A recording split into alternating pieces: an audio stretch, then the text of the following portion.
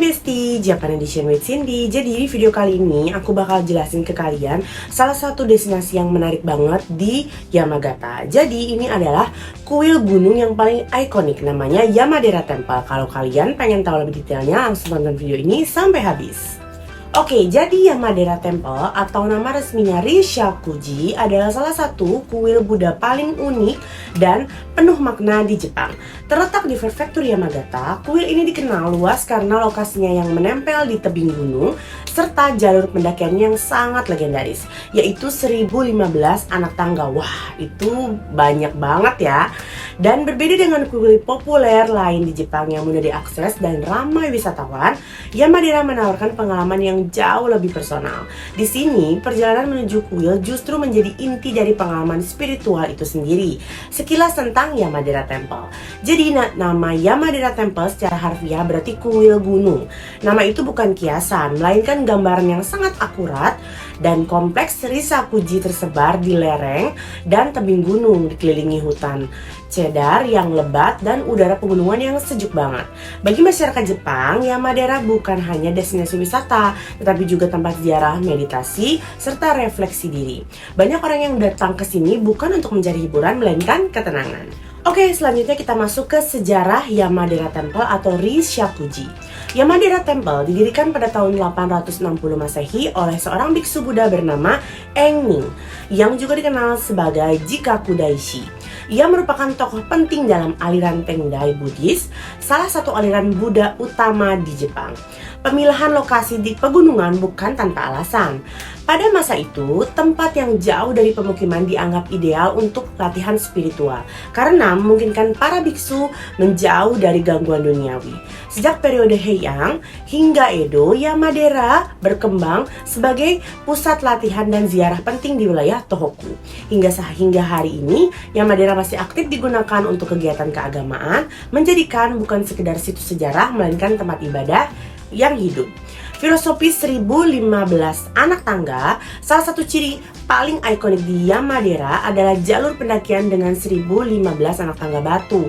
Tangga ini membelah hutan cedar, melewati kuil-kuil kecil, patung Buddha, dan lonceng kuno.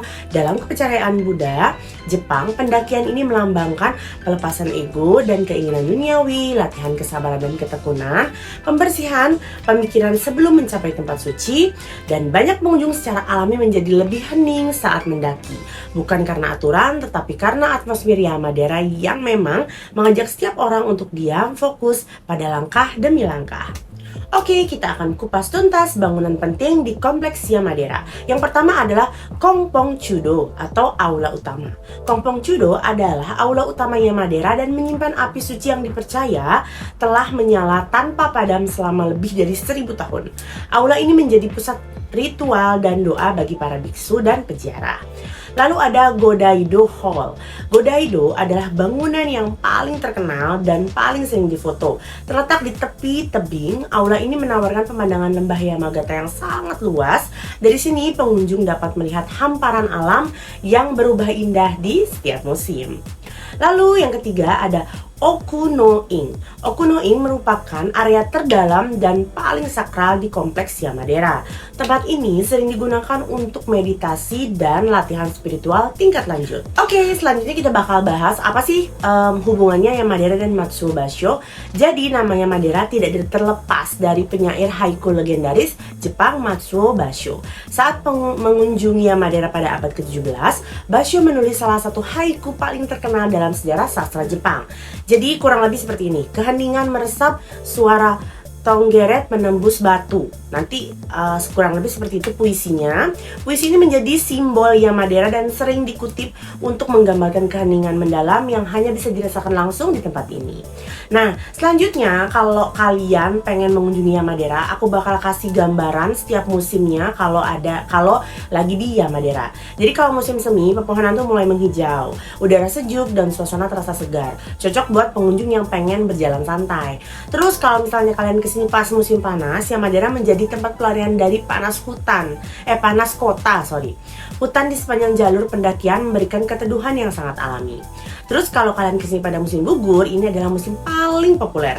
Daun merah dan kuning menciptakan pemandangan yang dramatis dan sangat fotogenik. Ini cocok banget nih buat kalian yang pecinta momiji. Nah, kalian harus kesini pada musim gugur. Lanjut, di musim dingin.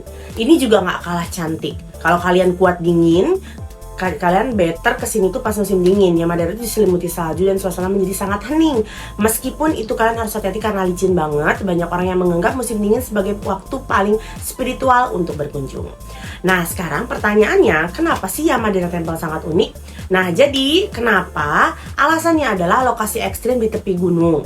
Pendakian sebagai bagian dari ritual. Kalau kalian suka mendaki gunung, nah ini kalian bisa coba. Arsitektur yang menyatu dengan alam, atmosfer hening dan jarang ditemukan, masih aktif sebagai tempat ibadah. Yamadera tidak menawarkan hiburan, tetapi menawarkan ruang untuk diam dan merenung. Jadi kalau kalian orang-orang introvert atau lagi pengen ketenangan tapi pengen berkunjung ke Jepang yang gak mau terlalu over tourism, langsung aja ke sini. Oke, sekarang aku spill cara menuju ke Yamadera Temple. Kalau kalian dari Tokyo, kalian bisa naik Yamagata Shinkansen dari Tokyo Station ke Yamagata Station. Lanjut naik JR Sanzen Line menuju Yamadera Station, itu sekitar 20 menit. Tadi naik Shinkansennya 2,5 jam. Dari stasiun berjalan kaki sekitar 5-10 menit ke pintu masuk kuil.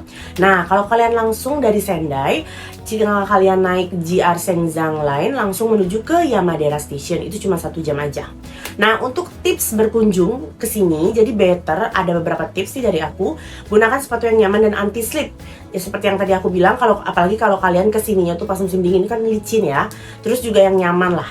Datang pagi hari untuk suasana lebih tenang, bawa air minum secukupnya karena itu pasti capek banget. Hati-hati saat musim dingin, yang tadi aku bilang takutnya licin. Luangkan waktu, jangan terburu-buru. Yamadera untuk traveler Indonesia sangat cocok banget. Jadi pokoknya kalau kalian suka berwisata yang alam, terus kalian sukanya kayak naik gunung, nah ini cocok banget karena emang sebagus itu dan belum terlalu banyak turis. Nah, jadi Yamadera Temple bukan kuil yang mudah dijangkau, tapi memang tidak dimaksudkan untuk itu. Ia mengajak setiap pengunjungnya untuk berjalan berkeringat dan diam sebelum akhirnya disuguhi ketenangan dan pemandangan yang luar biasa. Jadi kalau kalian lagi berkunjung ke Yamagata, jangan lupa berkunjung ke Yamadera Temple. Jadi sekian informasi dari aku. Kalau kalian pengen aku info tentang tempat wisata lainnya, langsung aja tulis di kolom komentar. Jangan lupa like, comment, and subscribe. Dan jangan lupa klik tombol lonceng untuk dapat informasi terupdate dari aku. Bye-bye!